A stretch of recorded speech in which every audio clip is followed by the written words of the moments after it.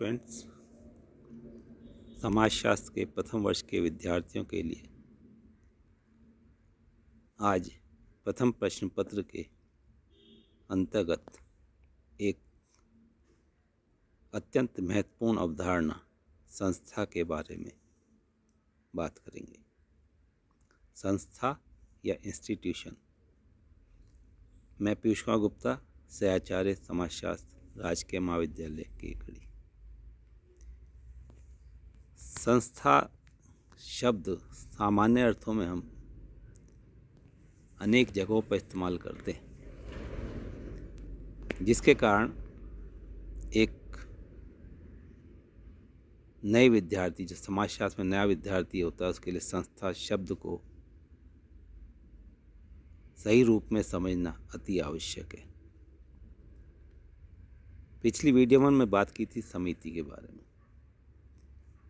समिति जो कि एक मनुष्यों का समूह है, व्यक्तियों समूह है, जो कुछ निश्चित उद्देश्यों हेतु एकत्र होते हैं और संगठन के रूप में कार्य करते हैं। वह संगठन किस प्रकार से अपने हितों की पूर्ति करता है, उन हितों की पूर्ति के लिए क्या क्या तरीके अपनाता है, कौन सी कार्य प्रणालियाँ अपनाता है, समाजशास्त्रीय अर्थों में वही संस्था है। संस्था केवल समिति के लिए नहीं, अनेकों कार्यों के लिए बनाई जाती है और हमारा जो सामान्य व्यवहार होता है उसमें हमारी संस्थाओं का बहुत अधिक हाथ होता है। इस प्रकार से हम समझ सकते हैं कि जो हमारी आवश्यकताएं हैं उनकी पूर्ति के लिए जो प्रतिमानित व्यवहार प्रणाली या कार्यविधि होती है उसे संस्था कहते हैं। जैसे बहुत एक सामान्य सा उदाहरण है कि यदि कोई व्यक्ति अपना परिवार बसाना चाहता है तो उसे कुछ नियमों और रीति रिवाजों का पालन करना पड़ता है, तब वह विवाह करता है। इस प्रकार परिवार तो एक समिति है, जबकि विवाह उसकी एक संस्था है। इस प्रकार हम देखते हैं कि संस्थाएं वे उपकरण या कार्य प्रणालियां हैं जिनके द्वारा व्यक्ति, समितियां या संगठन अपने उद्देश्यों की पूर्ति करते हैं। ये समाज द्वारा मान्यता प्राप्त होती है। कार्य प्रणालियों या नियमों की व्यवस्था होने के कारण संस्थाएं अमूर्त होती हैं। विवाह, उत्तराधिकार, परीक्षा प्रणाली, स्नातकत्व, ग्रेजुएशन या उससे आगे कोई पढ़ाई कर रहा है, सामूहिक सौदेबाजी, प्रजातंत्र प्रणाली इत्यादि संस्थाओं के प्रमुख उदाहरण हैं। संस्था को सामाजिक रीति रिवाज का समूह या समुच्चय भी कहा जाता है। पारिभाषिक रूप में अगर समझने का प्रयास करें तो संस्था को अनेक विद्वानों ने अपने अपने ढंग से समझाया है। हम यहाँ कुछ परिभाषाओं में उसे समझने का प्रयास करते हैं। जैसे E.S. बोगार्डस के अनुसार सामाजिक संस्था समाज की वह संरचना है जिसको सुस्थापित कार्यविधियों द्वारा व्यक्तियों की आवश्यकताओं की पूर्ति के लिए संगठित किया जाता है। कहने का तात्पर्य कि संस्थाओं का निर्माण जो है, इसकी जो संरचना है, वो कुछ निश्चित कार्यविधि है जिनकी पूर्ति करने पर ही व्यक्ति अपनी आवश्यकता की पूर्ति कर सकता है। इस पर ग्रीन ने कहा है कि एक संस्था अनेक जनरीतियों और रूढ़ियों का ऐसा संगठन होता है जो अनेक सामाजिक कार्य करता है। यहाँ जनरीति और रूढ़ी यानी कि हमारे जो व्यवहार के तरीके हैं, जो हमारे व्यवहार में सामाजिकता पाई जाती है, उनमें बहुत हद तक हमारी जनरीतियों का हाथ होता है। गिलिन एवं गिलिन के अनुसार संस्था सांस्कृतिक प्रतिमानों में हम क्रियाएं, विचार, मनोवृत्तियाँ, सामाजिक उपकरण सभी को शामिल करते हैं का वह क्रियात्मक स्वरूप है जिसमें कुछ स्थायित्व होता है और जिसका कार्य सामाजिक आवश्यकता को संतुष्ट करना होता है। इसी प्रकार मैकाई और पेज ने भी कहा है कि संस्थाएं सामूहिक क्रिया की विशेषता बताने वाली कार्य प्रणाली के स्थापित स्वरूप या अवस्था को कहते हैं। अब हम इन सब परिभाषाओं को अगर देखें तो उससे स्पष्ट है कि संस्था नियमों या कार्यप्रणालियों की व्यवस्था है और यह व्यवहार के स्वीकृत प्रतिमानों से संबंधित है जिनके द्वारा परस्पर संबंधित व्यक्तियों की भूमिकाएं निश्चित कर दी जाती हैं। इन परिभाषाओं के आधार पर संस्था की कुछ विशेषताएं जो हमारे सामने परिलक्षित होती हैं, ये जो इस प्रकार हैं कि सबसे पहले वेल डिफाइंड ऑब्जेक्टिव या सुपरिभाषित उद्देश्य होते हैं, यानी प्रत्येक संस्था कुछ निश्चित उद्देश्य के लिए निर्मित होती है जिसकी पूर्ति के लिए संस्था का निर्माण किया जाता है। सामाजिक संस्थाओं के उद्देश्य पूर्णतया जो है परिभाषित एवं स्पष्ट होते हैं। दूसरी बात विशेषता है जो है परमानेंसी है, स्थायित्व है। इस संस्था की प्रकृति स्थायित्व वाली होती है क्योंकि ये दीर्घ समय तक विकसित होने के पश्चात समाज में स्थापित होती है। जब कोई कार्यविधि दीर्घ समय तक समाज के व्यक्तियों की आवश्यकताओं को सफलतापूर्वक पूरा करने में सक्षम होती है तभी वह संस्था समाज में स्वीकृत हो पाती है। इस कारण से इसमें परिवर्तन बहुत कठिनाई से होता है और इसमें स्थायित्व का गुण देखने को मिलता है। सामूहिक प्रयत्न की बात करें तो कलेक्टिव एफर्ट्स भी संस्था की एक प्रमुख विशेषता है कि संस्था व्यक्ति विशेष के लक्ष्यों को पूरा न करके सामूहिक लक्ष्यों की पूर्ति करती है। इस कारण संस्था का विकास या अवनति व्यक्ति विशेष पर आधारित नहीं होती, यानी संस्था समाज के लिए होती है। समाज को ध्यान में रखते हुए संस्था का निर्माण किया जाता है, न कि किसी व्यक्ति विशेष को ध्यान में रखते हुए। प्रत्येक संस्था का एक सिंबल होता है, प्रतीक होता है जिससे उसकी पहचान होती है। यह प्रतीक भौतिक अभौतिक दोनों रूपों में देखने को मिल सकता है। जैसे भारत में हिंदू स्त्रियों के विवाह होने के पश्चात स्त्रियां मांग भरती हैं, मंगलसूत्र धारण करती हैं। ये एक विवाहित महिला के प्रतीक हैं। इसी प्रकार प्रत्येक संस्था, जैसे कोई मान लो बैंक है तो बैंक का भी अपना एक प्रतीक होता है जिससे उसकी पहचान होती है। इसी प्रकार कोई विश्वविद्यालय, महाविद्यालय या कोई स्कूली संस्था है, उनके भी अपने अपने प्रतीक होते हैं। कहने का तात्पर्य प्रत्येक संस्था किसी एक निश्चित प्रतीक के आधार पर पहचान बनाती है। संस्था अमूर्त प्रकृति की होती है, एब्स्ट्रैक्ट सिस्टम है, क्योंकि सामाजिक संस्था व्यक्तियों समूह न होकर कार्यविधियों की व्यवस्था या कार्य प्रणालियों की व्यवस्था मानी गई है। कार्यविधि अथवा नियम की व्यवस्था होने के कारण संस्था को अमूर्त कहा गया है। संस्था एक सांस्कृतिक व्यवस्था की इकाई भी है। सामाजिक संस्था अनेक रीतियों, प्रथाओं, जनरीतियों एवं रूढ़ियों का समुच्चय होता है। ये सभी संस्कृति के अंग हैं। इनसे मिलकर बने होने के कारण संस्था स्वयं संपूर्ण सांस्कृतिक व्यवस्था की इकाई बन जाती है। प्रत्येक संस्था के साथ सामूहिक अभिमति जुड़ी रहती है, यानी सामूहिक अभिमति जो है कलेक्टिव सैंक्शन की सभी से इसे स्वीकृति है। यदि सामूहिक अभिमति नहीं होती तो इसमें स्थायित्व की भावना पैदा नहीं हो सकती। इस कारण से समाज के सभी सदस्य सामूहिक अभिमति के कारण किसी संस्था का पालन करते हैं। अब हम बात करें संस्थाओं के प्रकारों की, तो संस्थाओं के प्रकार बहुत अलग अलग प्रकार के होते हैं क्योंकि हमारी आवश्यकताएं असीमित प्रकार की हैं, अनगिनत हैं। इसलिए प्रत्येक समिति, प्रत्येक संगठन अपने लिए कुछ संस्थाओं का निर्माण करता है और उन समिति और संगठनों को अपने हितों की पूर्ति के लिए जो आवश्यक प्रतीत होता है उसी प्रकार के उनका संस्थाओं का निर्माण होता है। इन्हें हम इस तालिका के आधार पर समझ सकते हैं, जो कि मैकाय एवं पेज ने सुझाई है।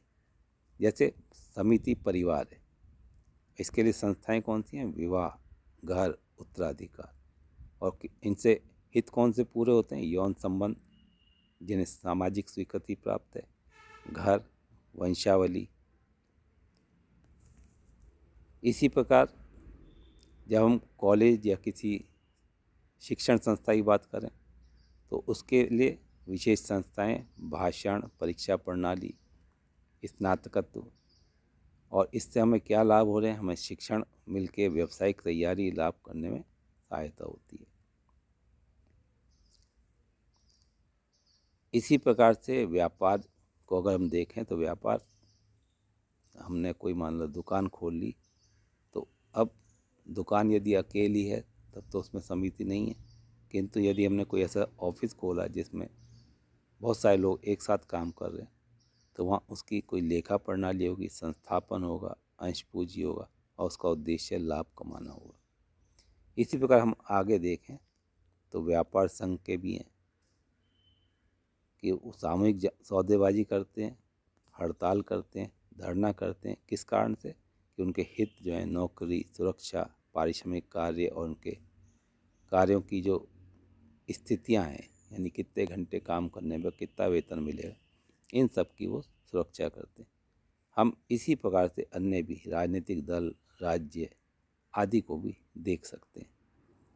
इन सब के साथ साथ अनेक संस्थाएं और भी हैं, जैसे आर्थिक संस्थाएं जो हैं, श्रम विभाजन है, संपत्ति, बाजार व्यवस्था इत्यादि।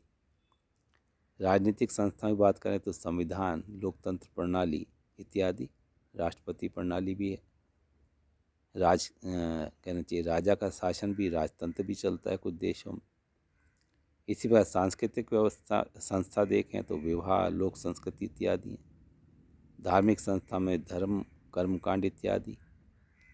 और इसी प्रकार शैक्षणिक संस्थाएं, मनोरंजनात्मक संस्थाएं इत्यादि भी समाज में विद्यमान हैं, जो समाज के अस्तित्व को बनाए रखने के लिए निरंतर कार्यरत होती हैं और समाज के सदस्यों की कुछ विशेष आवश्यकताओं की पूर्ति करती हैं। इन सब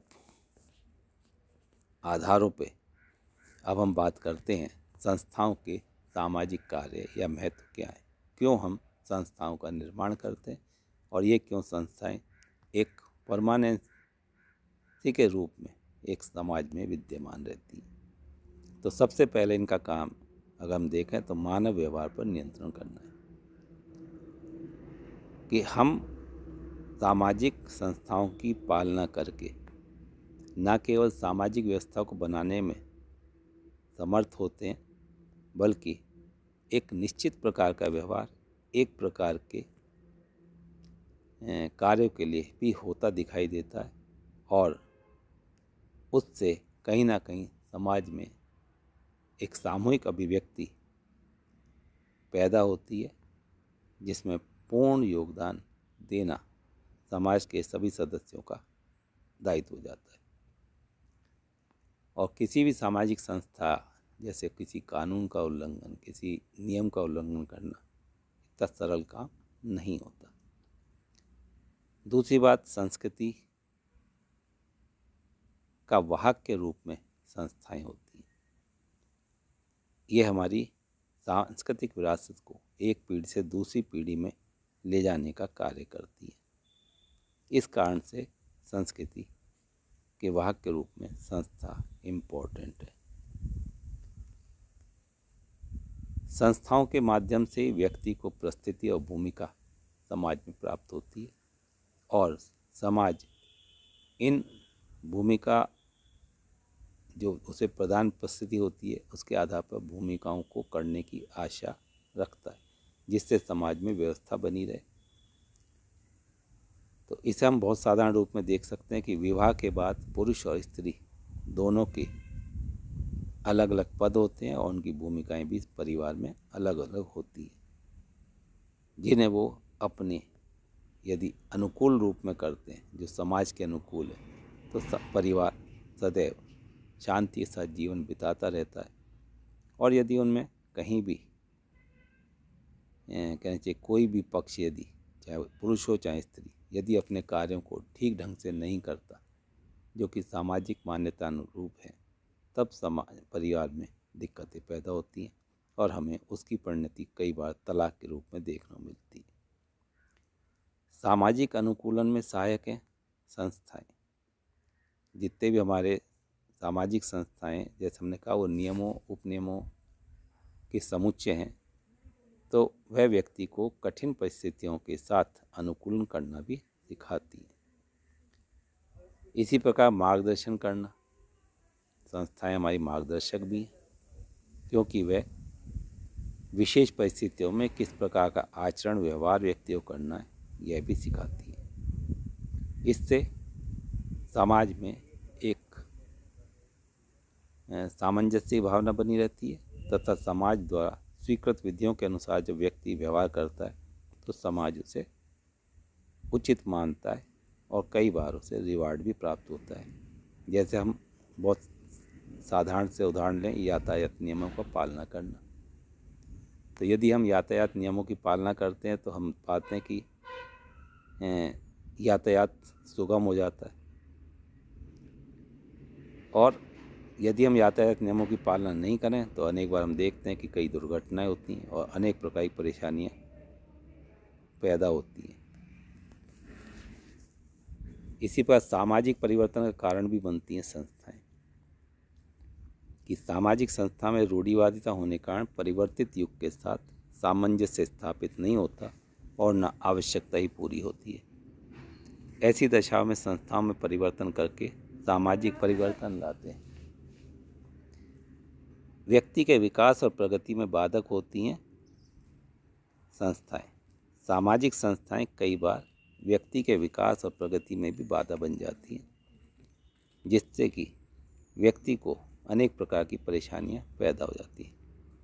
जैसे कि व्यक्ति के लिए अपनी जाति उपजाति के अंदर विवाह करना अत्यंत आवश्यक है किंतु यह जो रूढ़िवादिता है इससे अनेक जातियों में दूरी सामाजिक दूरी बन जाती है।